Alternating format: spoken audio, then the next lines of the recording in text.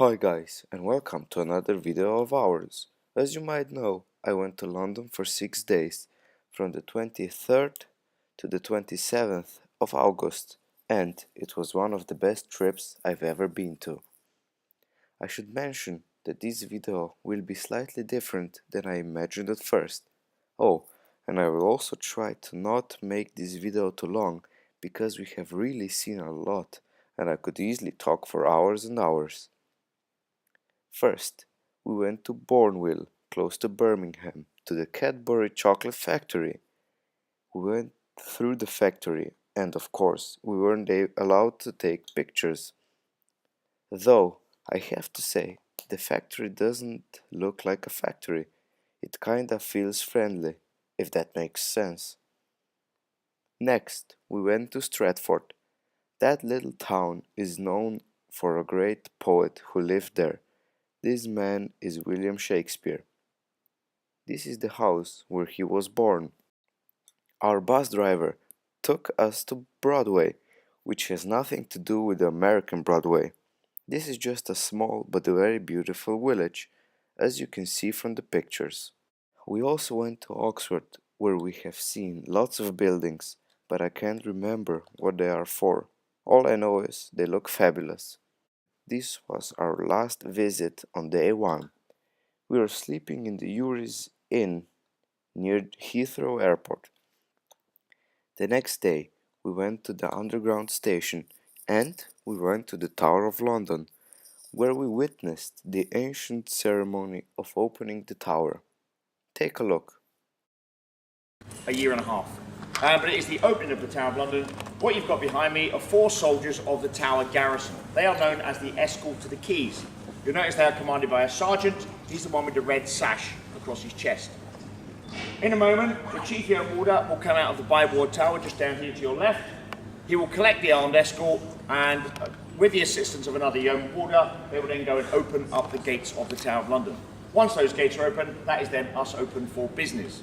Now you're welcome to take photographs during the ceremony, but you cannot leave this area. You have to stay in this area, so you can't walk out here. Any questions on the opening ceremony? Very briefly. Why do they open the tower? Why isn't it open during the night? The tower is secured every single night because, of course, we have here, originally the tower was built as the home for the kings and queens of England. We also have many important things here. For instance, the crown jewels are still secured here. They have been here since 1303. But probably more important than all of that, my house is here. My wife has some very expensive jewellery. So security here has always been a very important part of life. So the gate you've just came in through, that is opened at 6 o'clock every morning to allow all the workers to come into the tower. However, those gates remain closed. Originally, when this happened, this would have been the opening of the Tower of London, and this roadway we are now stood on used to be a market street. So when the gates were open, market traders would come in here and sell their wares to the people that lived inside the inner wall. Unless you lived at the Tower of London, you would not have got through that archway, or any of the other archways. This is as far as you would have got, this street we're now stood on. Commoners, like yourselves. Whereas people like us, we could go deep inside. Any other questions? Beautiful. When you've all left and it's nice and quiet. Okay, this is now the chief yeoman warder. You'll notice he's carrying the keys to open the Tower of London, and in a moment he'll march in between the 4 soldiers here, and they will then step off and go and open the gates. So I'll step out your way so you can take some photographs. If you want to come this way a bit, please feel free. Come this way a bit.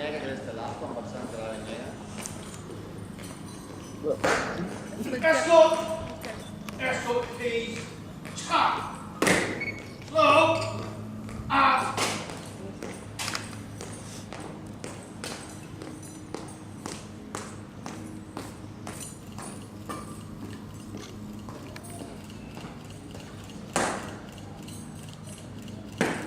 Escort keys by the centre. Quick march.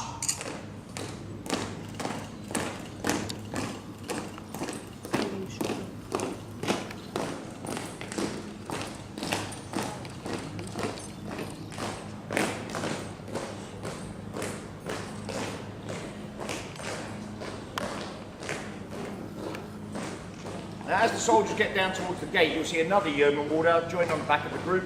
and the 2 yeoman warders will then open the gates. Once they've done that, they'll fall back in and march down the outer set of gates. Now, when the gates are being opened, you'll see the soldiers turn inwards, and you see them hold their weapon in front of their body. That's what's known as a present arms. The reason they do that is that those keys, you'll notice that I saluted the keys. Those keys represent Her Majesty the Queen. So it's quite literally as if that is the Queen walking down there now. Which is why I saluted. If you watch the soldiers now. So they're holding their weapons in front of their body, and they are quite physically saying with the weapon, with this weapon I will defend you. They'll now fall back in, march down the outer set of gates, exactly the same will happen again.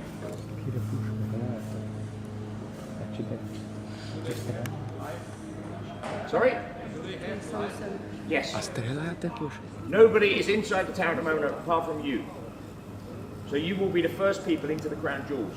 So as soon as they've stopped here and they go off, I'll then release you and you go straight into the crown jewels, right? It's nice and quiet. Only the first 10 though get to try them on. Obviously wasn't the first. Ste razumeli, ne? Takoj, ko grejo korake mimo, gremo gor, ok? To so Traitor's Gate, ok? Bomo še šli potem nazaj.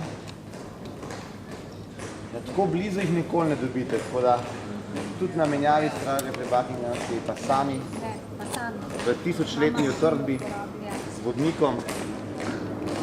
Ne bom rekel zdaj samo privnik, ampak